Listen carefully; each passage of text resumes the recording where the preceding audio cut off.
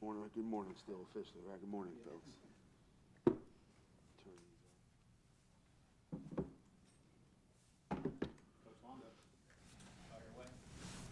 So what was the difference in the offense finally finding a little bit of a groove in the second half as opposed to the first half? What were they doing differently?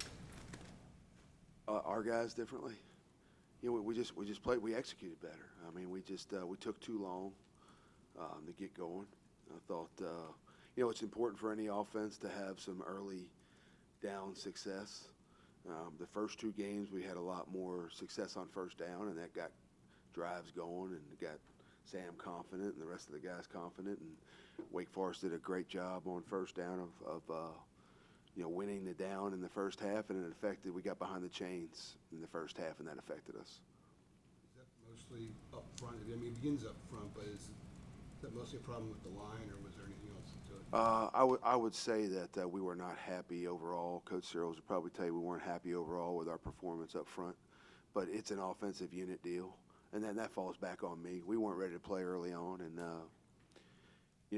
we've got all the excuses. 2 emotional games, and we're beat up, and quarterback looked like a freshman, and we have all that stuff, and that's really not the deal. We just weren't ready to perform at a high level and match the energy that Wake Forest came out with in the first half, and that's really what affected our execution. What was the main issue with the offensive line that you think you could change or that stuck out to you on the Friday?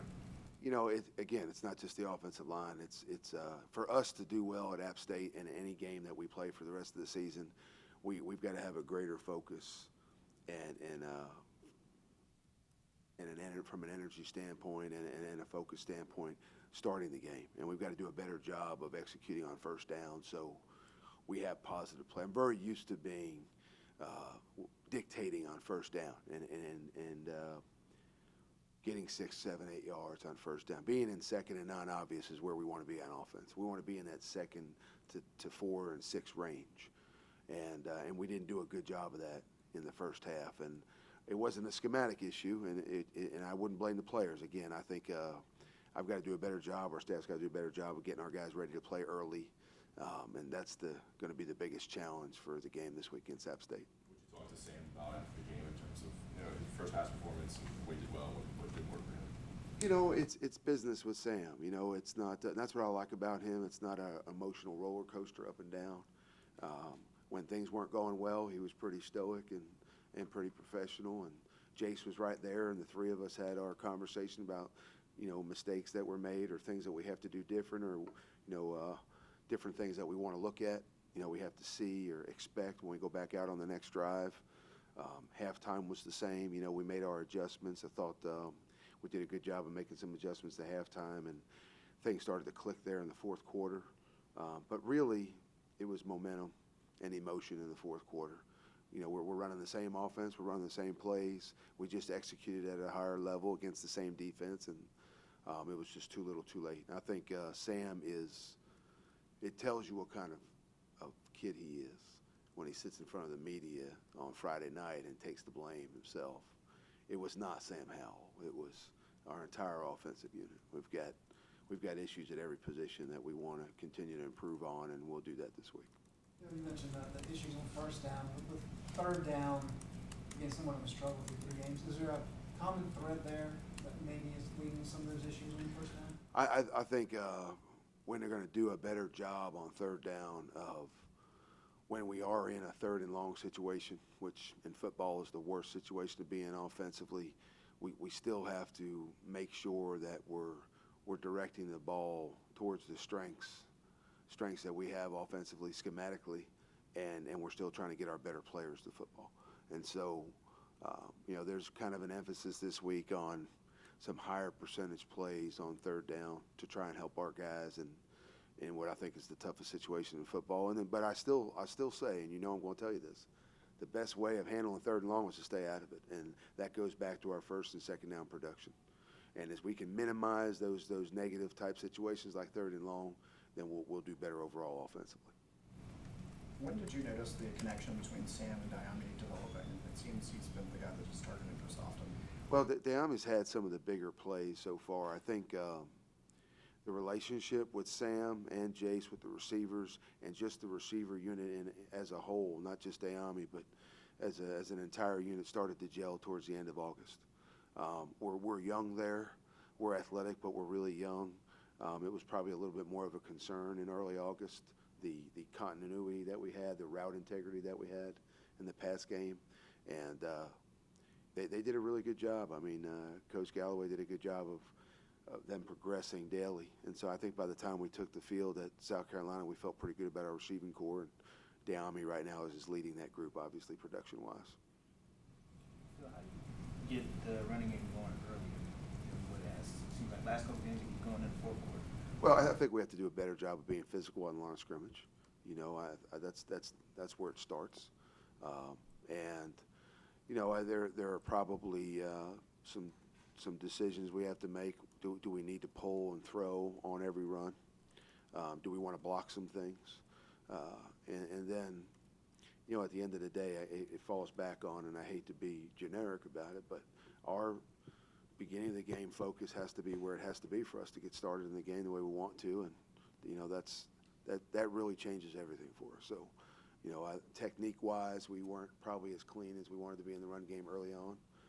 And you know, you get a TFL for 2 yards and you're in 2nd and 12, and it changes the whole outlook for you offensively. So I'd say we have to match some energy, and we've got to match the focus that we had in the first 2 games. And we've got to be a little bit more physical on first down when we start the game against App State. Phil, Mac talked about getting Jace involved. He'd like to see him play up almost every game if he could. How do you see you guys kind of maybe getting him more involved in the offense? It's our plan. It's just like I said before, the opening game, it's really dictated by situation. You know, there are some things that we want to do with Jace. He did a great job of getting us off the goal line last week, and he pulled one for whatever the gain was and got us out of the hole and got the drive going a little bit. So he's always in the plan, and you know, if the game situation presents itself, then you'll see Jace out there. But there's really no game where we're going into it without the intention of using Jace. But you know, what happens in the game is going to dictate whether we do or not. How did Brian Anderson handle Friday night, starting for the first time? And Was his first start. You know, I think we'd like Brian to have played better, just like the rest of the guys. But for a guy who started his first game at center, you know, he fought. And really, I can make that comment about our whole team. The one thing that, and I think I tweeted it, I mean, the one thing that I left the game with knowing a little bit more about our team is that there's no quit in our team at all. You know, they fought for 4 quarters. I think Brian's game it wasn't a perfect game. It wasn't great technically. We had some errant snaps. He had 2 snap infractions. But Brian played hard the entire game, and he actually made some really good blocks in the 4th quarter that, you know, helped protect Sam, and we got some big plays off of that stuff. And so, you know, that's the stuff we're going to build on. The approach with improving Brian this week is no different than the offense. Better focus early on, got to be more physical, and we got to play cleaner football. You started to look, as you've started to look towards App, what have you seen out of them defensively? Oh, App State has they've got some pretty good 24 is a really good football player. He's productive. Number 7 in the back end is really, really good. And up front, 48 is a physical kid with some twitch. So those are probably 3 of the stronger players that we've identified at App State that, you know, we've got to know where they are, and we've got to be able to handle them. App is a little blend of a number of the opponents we've seen. They're going to use a good mix of man and zone coverage.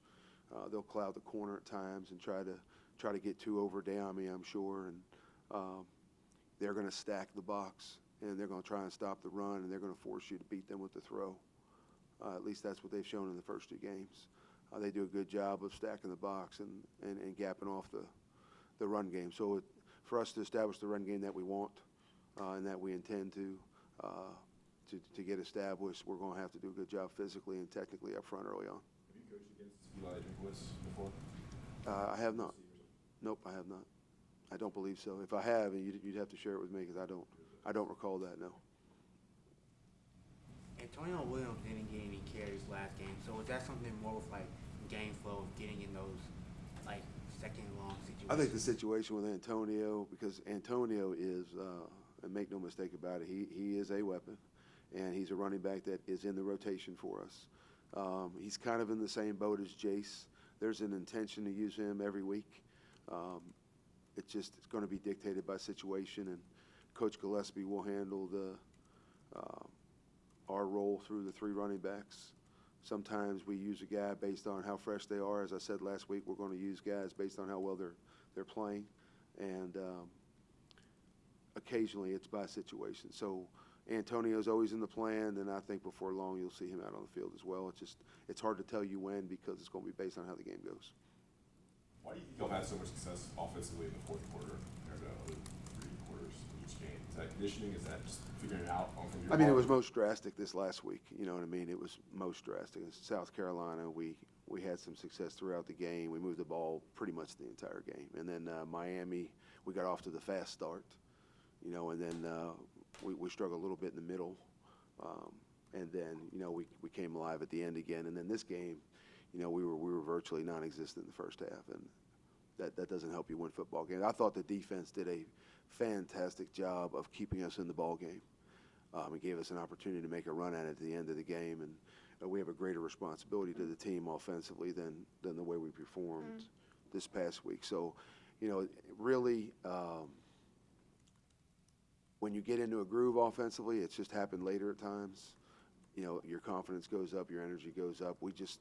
That's why I keep harping on this focus that we need to have in the start of the game.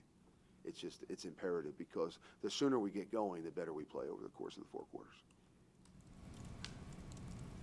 All good? All right, thank you.